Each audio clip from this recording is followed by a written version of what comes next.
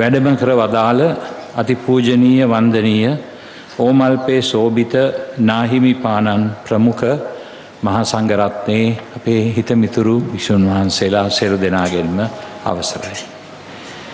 ශ්‍රී ලංකා වතිකාන තානාපති අතිඋතුම් Brian උඩයිගුවේ හිමිපාණනි, අතිඋතුම් Anton Ranjith රදගුරුතුමනි, Shiva Suresh Hindu පූජකතුමනි, මාහිත මිත්‍ර හසන් මෞලානා මෞලවිතුමනි, ගරුපියවරුනි, පැවිදි සොහොයුරු සොහොයුරියනි, පාස්කු ඉරුදින ප්‍රහාරයෙන් මියගිය අයගේ පවුල්වල ඥාතීනි, එම උවදුරින් තුවාල ලද සියලුම සොහොයුරු සොහොයුරියනි, Your Excellencies, the ambassadors of the different nations which lost some people in these attacks, we welcome all of you.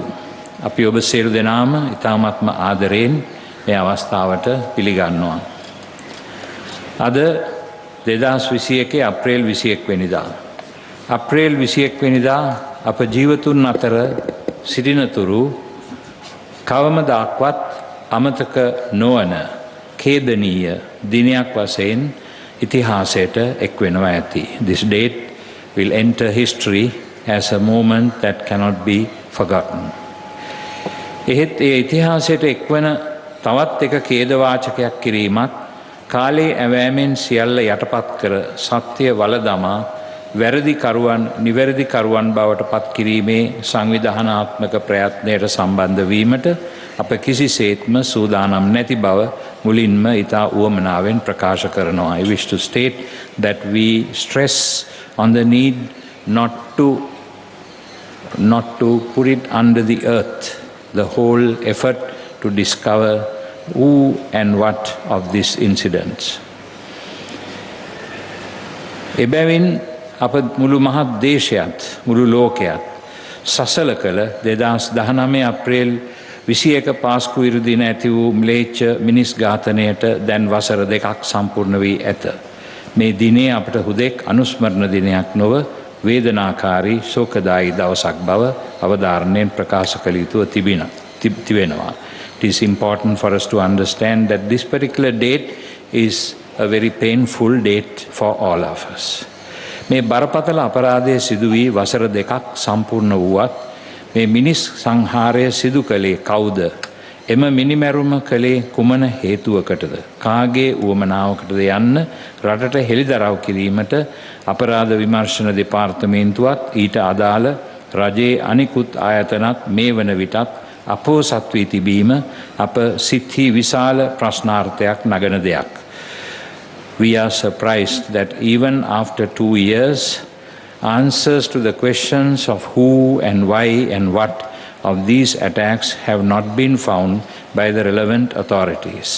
රටේ සෙසු අපරාධ සම්බන්ධයෙන් කෙරෙන පරීක්ෂණවල ප්‍රතිඵල දැඩි කාර්යක්ෂමතාවයකින් හා විනිවිදභාවයකින් සිදු වී වරදකරුවන් නීතිය අභිමුවට ගෙන එන ක්‍රමවේදයක් ක්‍රියාත්මක වෙද්දී කිසි කෙනෙකුට කිසි වරදක් නොකළ දරුවන් 68 දෙනෙකුගේ වැඩිහිටියන් 201 දෙනෙකුගේ ඇතුළු 269 දෙනෙකු අමුමුවේ ඝාතනය කර කැබලි බවට පත් කළ මේ කුරිරු මිනිමැරුම කෙරෙහි එදා පැවති රජයත් දැන් බලයේ සිටින වත්මන් රජයත් පෙන්වන උදාසීන දේශපාලන සුළඟ හමන පැති අනුව තීරණ ගන්නා ලිස්සා යන සුළු ක්‍රියා පිළිවෙත පිළිබඳව අපට ඇතිවන්නේ බලවත් ශෝකයක් බව කියන්නට ඕනේ.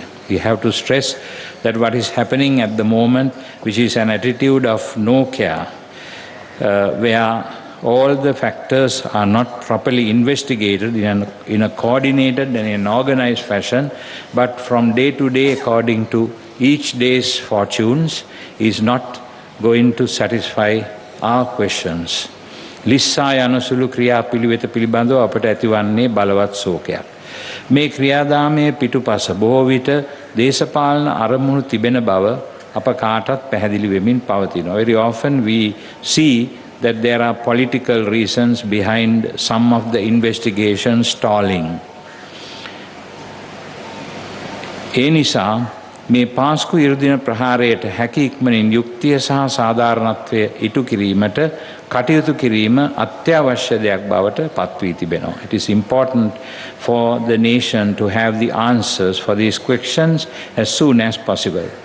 ආගමික ජනකොට්ටාසයක් නියෝජනය කරන ආගමික නායකයෙකු ලෙස මමත් සමස්ත කතෝලික රදුගුරු සමුළුවත් කතෝලික පූජක පැවිදි සියලු දෙනා මේ ඛේදවාචකයේ සිදු දවසේ සිට ඊට මුහුණ දුන්නේ අපගේ ආගමික ශාස්ත්‍රවරයාණන් වන ජේසුස් ක්‍රිස්තුස් වහන්සේ අපට උගන්වා වදාළ ධර්ම ගුණයන් තුල පිහිටායි.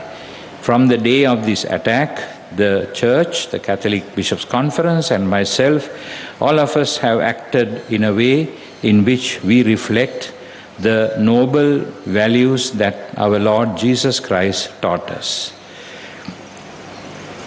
සතුරාට පවා ප්‍රේම කරන්න, ඔබට පීඩා කරන අයට විරුද්ධව එකට එක නොකරන්න, පලි නොගන්න, ඉවසන්න, සමාව දෙන්නේයි අපට කියා දුන් උන්වහන්සේ කුරුසගසේ Taman එන ගැසූ අයට පවා පියාණෙනි මොවුන් කරන දේ නොදැන කරන බැවින් ඔවුන්ට කමා කළ මැනවයි පවසමින් උකුත් වී දේශනා කළ ධර්මය අපට මෙහිදී මඟ පෙන්වනවා. The faith that Jesus taught us to forgive and to pray for our detractors is something that has to always lead us and which will lead us continuously. ජාතීන් අතර අසමගිය ඇති කරනු වස් ආගමික ජනකොටස් එකිනෙක කොටවා පාස්කු ඉරිදින ප්‍රහාරය හරහා මුළු රටම ලේවිලක් කිරීමට කුමන්ත්‍රණකාරයන් දිගින් දිගටම ගෙන ගිය සූක්ෂම වැඩපිළිවෙල අපි එදා පරාජය කළා. We defeated the attempt made by different political and other forces to create animosity between the Christians, the Sinhalese and the Muslims, and we defeated that attempt, and we must say that we are happy about what happened, that we have not reacted in a way that would lead to such disasters.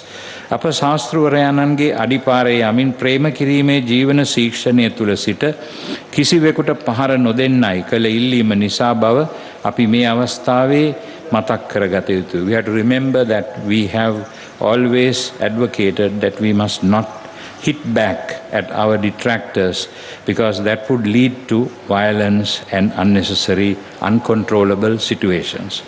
මෙහිදී අපගේ අති ගෞරවනීය සංඝරත්නය ප්‍රධාන සහෝදර බොදුණු ජනතාව අප සමග සිටිමින් අප ශක්තිමත් කරමින් ඉවසීම සහ සමාව දීම පෙරටු කරගත් අපගේ ක්‍රියාපිළිවෙතට දැක් වූ අප්‍රමාණ සහාය සහ සහෝදරත්වය කිසි දිනක අප අමතක නොකරන බව මේ අවස්ථාවේ කෘතඥ පූර්වකව සිහිපත් කරනවා.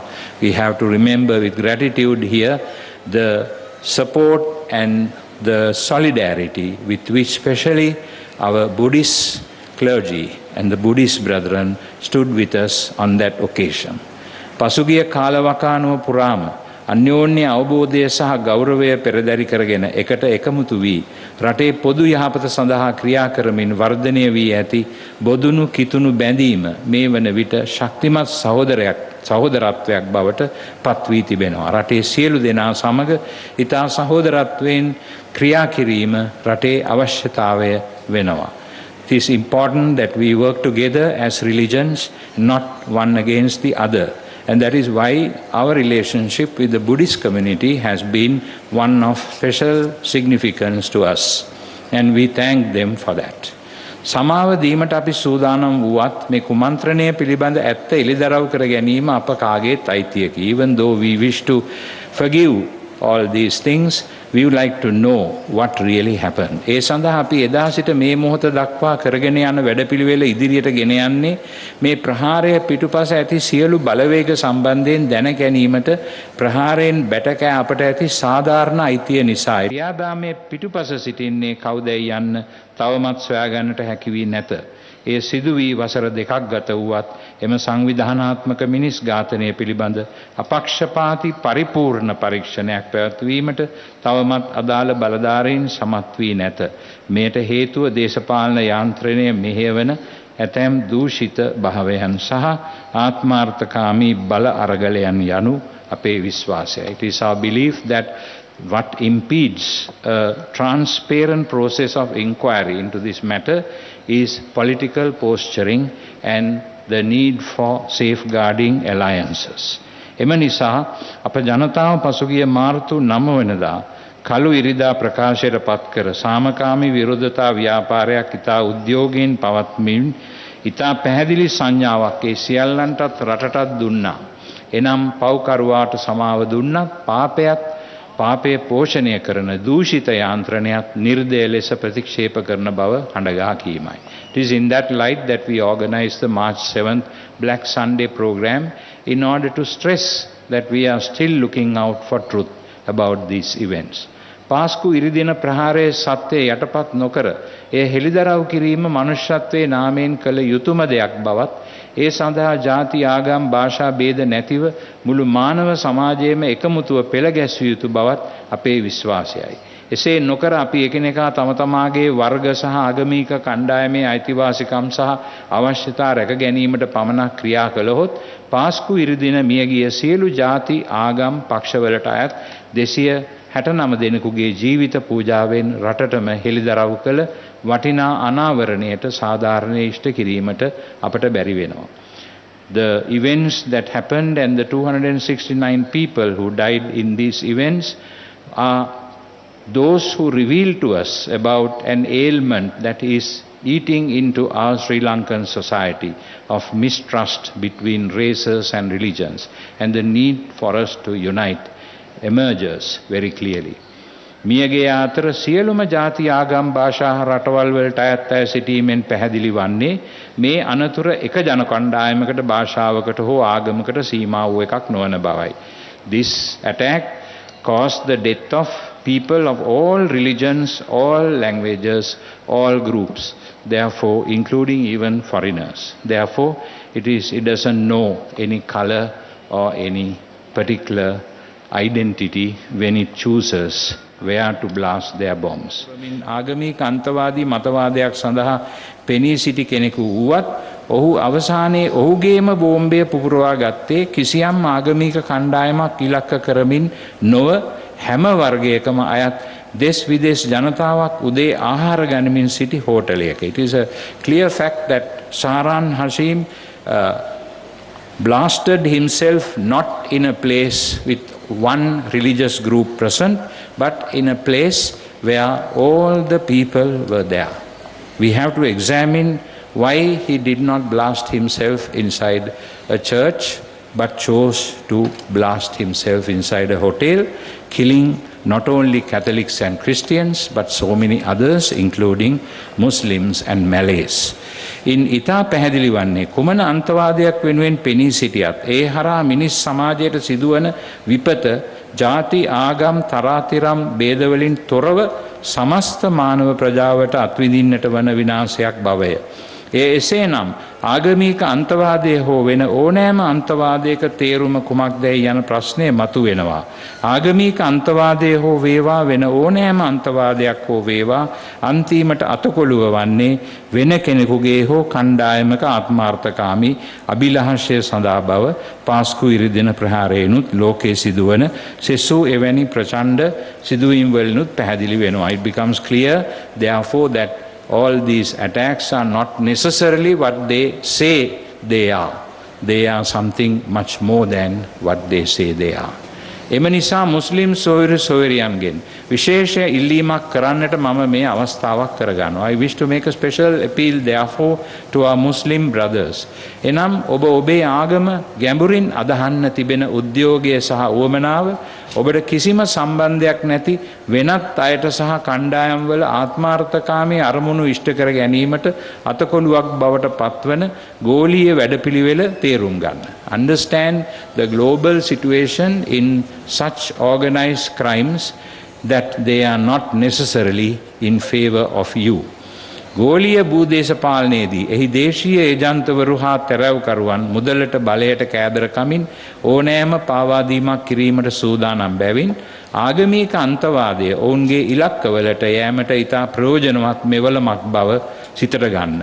එබැවින් ඔබ අන්තවාදය ප්‍රතික්ෂේප කරන්න ඉඩිතර වන්න. ආගම හා මිනිමැරීමට කියාදීම අතර කිසිම සම්බන්ධයක් නැති බව ඔබ හොඳින් තේරුම් ගන්නවා. අද අපේ මෞලවිතුමා ඒ පැහැදිලිවම ප්‍රකාශ කළා. එබැවින් ආගමේ නාමයෙන් මිනිමැරුමට මොළ සෝදන වහබ්වාදී පාසැල් සහ සංවිධානවලට එරෙහිව ඔබම නැගී සිටින්න. Rise up to defend yourself from those who try to instrumentalize even Islam for their own purposes. ආදරණීය මුස්ලිම් සහෝදර සහෝදරීනි, ඔබට මතක ඇති එදා පාස්කු ඉරිදා පල්ලියා අහිංසක දරු පවුල් කෑලි කෑලි වලට කැඩී තිබියදී ඔබේ පල්ලි වලට ගල් ගහන්න, කඩසාප්පු ගිනි තියන්න, එකිනෙකා කොටවා අවුලවන්න, රටේ ආගමික සමගිය බිඳින්න සංවිධානාත්මක ප්‍රයත්නයක් යම් පිරිසක් විසින් ක්‍රියාත්මක කළ බව. You understand, dear flock of the Muslim religion, that a few days after the Easter Sunday attack, there was an attempt made to rouse up again the Muslim community against the Sinhalese community. මමත් කතෝලික ජනතාවත් ඔබව රැකගන්න සෑම උත්සාහයක්ම දැරුවා. Therefore, we got involved and we prevented any further disturbances on that occasion too. කතෝලික ජනතාව බරපතල ලෙස තුවාල වෙලා සිටිද්දී ඔබේ හොඳ නමත් සුරක්ෂිතභාවයත් ගැන කල්පනා කළා. ඒ වෙනුවෙන් ඉදිරිපත් වුණා. නමුත් පාස්කු ඉරිදින ප්‍රහාරයට යුක්තිය ඉටුවීම ප්‍රමාද වන විට එය රටේම ප්‍රශ්නයක් ලෙස සලකා ඊට ප්‍රමුඛතාවයේදී අප වෙනුවෙන් ප්‍රබල හඬක් නැගීමට ඔබ තවමත් ඉදිරිපත් වී නැහැ. ඒ කියන්නේ මේ අද වෙනකම් විතරයි. මොකද අද අපේ මෞලවිතුමා පැහැදිලිවම ඒ ප්‍රකාශ කළා. එහෙත් ඔබේ ජනකොට්ටාසේ අවශ්‍යතා සහ ආගමික අයිතිවාසිකම් රැක ගැනීමට ඔබ මෑත කාලයේදී ක්‍රියාත්මක වූ ආකාරයත් ඒ සඳහා පෙන් වූ උද්‍යෝගය සමස්ත අහිංසක මුස්ලිම් ජනතාවගේ කීර්ති නාමයට කැලලක් වීමට ගිය පාස්කු ඉරුදින ප්‍රහාරයේ සත්‍ය සොයා ගැනීමටත් ඒ ලෙසින්ම අපට පෙන්වා සිටියා. නම් එසේ කළා නම් ඔබ මීට කලින් අපත් සමග එකට සිටගෙන ඉන්නවා කියලා ඒ පාස්කු ප්‍රහාරයේ වගකීම හොයන්න කියලා තදින්ම ඔබ අපත් සමග එකතු වුණා නම් මේ හුඟක් දුරට විසඳා ගන්නට තිබුණු දෙයක්. එබැවින් ආදරණීය ශ්‍රී ලංකාවාසී සහෝදර සහෝදරීනි, 2019 අප්‍රේල් 21 නිරපරාධයේ මියගිය අයටත් අදටත් ඔත්පලව ඇඳන්වල සහ රෝදපුටුවල කල්යවන අයටත් කිසියම් සාධාරණයක් ඉෂ්ට කිරීමට නම් මේ ප්‍රහාරය පිටුපස ඇති සමස්ත සත්‍ය නිරාවරණය කිරීම අත්‍යවශ්‍ය දෙයක් වෙනවා. Therefore, it is important for us to reveal what really stands behind these attacks, not what is on the surface only. එය ප්‍රමාද කිරීම මුළු රටේම ආරක්ෂාව අනතුරේ හෙලීමක්. එබැවින් මම ආගමික ජනකොට්ටාසයක නියෝජිතයෙකු ලෙස පමණක් නොව අප දේශයට, එහි සભ્યත්වයට, සංස්කෘතියට සහ මතු පරපුරේ අනාගතය ගැන කල්පනා කරන ශ්‍රී ලාංකිකයෙකු ලෙස ඔබ සැමගෙන් උදක්ම ඉල්ලා සිටින්නේ අපි මේ ප්‍රශ්නයේදී එකාමෙන් එකමුතු වී ජාති, ආගම්, පක්ෂ භේද, භාෂා, සමාජ තරාතිරම් පසකලා මේ ම්ලේච්ඡ ප්‍රහාරය පිළිබඳ සත්‍ය සොයා ගැනීමට පෙළ ගැසෙමු කියායි. සැබෑ වරදකරුවන් හඳුනා ගැනීමට අදාළ අංශවලට බල කරමු. රජය ජනතාවට ප්‍රසිද්ධිය දුන් පොරොන්දුව ඉටු කරන්නේයි ඔවුන්ට පෙරැත්ත කරමු. මෙහිදී මෙම සත්‍ය සොයායාමේ වැඩපිළිවෙල විනිවිදභාවයෙන් සහ කාටත් පිළිගත හැකි මට්ටමකින් ඉදිරියට ගෙන යාම මේ මොහොත වනතුරු සිදු වී නැති බැවින්ද එය වහා යථාර්ථයක් වීම සියලු දෙනාගේම අපේක්ෂාව වන බැවින්ද ඒ සඳහා කඩිනමින් ක්‍රියාත්මක වන ක්‍රමවේදයක් ඇති කිරීම සඳහා බලධාරීන් දිරිමත් කරමු. එවැනි ක්‍රමවේදයකට අනුව යුක්තිය පසිඳලීමේ ක්‍රියාවලියේ පළමු පියවරක් වශයෙන් පාස්කු ප්‍රහාරය සම්බන්ධයෙන් ජනාධිපති කොමිෂමේ වාර්තාව ඇති අදාළ නිර්දේශ වහාම ක්‍රියාත්මක කිරීමටත් එහි අඩංගු අන්තවාදය තුරන් කිරීමට අදාළ නිර්දේශ සහ වහබ්වාදය ප්‍රකට කරන පාසැල් හා සංවිධාන ආදිය තහනම් කිරීමටත් පියවර ගත යුතු බව අවධාරණය කරමු. තවද පාස්කු ඉරිදා සම්බන්ධයෙන් මෑතකදී පැවති පාර්ලිමේන්තු විවාදවලදී මතු කරනු ලබන කරුණු සහ ප්‍රශ්න කෙරෙහි අපගේ අවධානය යොමු වී තිබේ. මෙම විවාදවලදී නැගූ ඇතැම් ප්‍රශ්න හරහා විශේෂයෙන් මෙම පාස්කු දින ප්‍රහාරයේ සත්‍ය සම්බන්ධයෙන් එහිදී ඇති වූ විවාදයේදී රාජ්‍ය යාන්ත්‍රණය තුළ ඉහළම තනතුරු දරන අය සම්බන්ධයෙන් මතභේදයට තුඩු දෙන කරුණු පැන නැගී ඇති බැවින් එම පුද්ගලයන් හා කාරණා සම්බන්ධයෙන් නැගූ ප්‍රශ්නවලට පිළිතුරු බලාපොරොත්තු වන බව අපි ප්‍රකාශ කරමු. පාස්කු ඉරුදින ප්‍රහාර මාලාවක් සිදු වී වසර දෙකක් ගෙවී ඒ පිළිබඳව කිසිවෙකුට විරුද්ධව තවම නඩු පැවරී නැති වටාපිටාවක් තුළ එම වින්දිත පවුල්වලටත් සියලු ශ්‍රී ලාංකික සහෝදර සහෝදරියන්ටත් මම පවසන්නේ පාස්කු දින ප්‍රහාරයේ සත්‍ය හෙළිදරව් කර වින්දිතයින්ට යුක්තිය හා සාධාරණය ඉටුවන තුරු අප දියත් කර ඇති විරෝධතා ව්‍යාපාර දිගින් දිගටම කරගෙන යන බවය. යුක්තියට සාපිපාස වන්නෝ භාග්‍යවන්තයෝ යැයි පැවසූ ජේසුස් ක්‍රිස්තුස් වහන්සේ අපට දෙන ආධ්‍යාත්මික ශික්ෂණය තුළ සිටිමින් ඔබගේ වේදනාවන්, පීඩාවන්, පාළුවක්, තනුකමක්, අනාරක්ෂිතකමත් ඔබගේ ආගමික නායකයන් වශයෙන් අප බාරගන්නා බවත් කිසිවිටක ඔබ තනි නොකරන බවත් ඔබට යුක්තිය ඉටුවන තුරු අපේ සාධාරණ සටන ඉදිරියටම කරගෙන යන බවත් එය සංකේතවත් කරමින් අද පස්වරවේ සියලු කතෝලික පූජක පැවිදි පන්ති නියෝජනය කරමින් ගරු පියතුමන්ලා ගරු සහෝදරතුමන්ලා සහ පැවිදි සෝවරියන් විශාල සංඛ්‍යාවක්ද ශ්‍රී ලංකා කතෝලික රදගුරු සමුළුවේ සියලුම රදගුරුතුමන්ලාද ක්‍රිස්තියානි නිකායන් නියෝජනය කරන ක්‍රිස්තියානි දේවගැතිතුමන්ලාද ඉතා යාඥාශීලීව පාගමනක් පවත්වන බව සෙනෙහසින් මතක් කරමි. ඊට බෞද්ධ භික්ෂුන් වහන්සේලාද එක් වෙනවා. ඔවුන් මෙසේ මෙම ධානශීලී පාගමනට සම්බන්ධ වෙමින් පවසන්නේ ඔබව ඔබගේ ආගමික නායකත්වය තනි කරන්නේ නැති බවයි.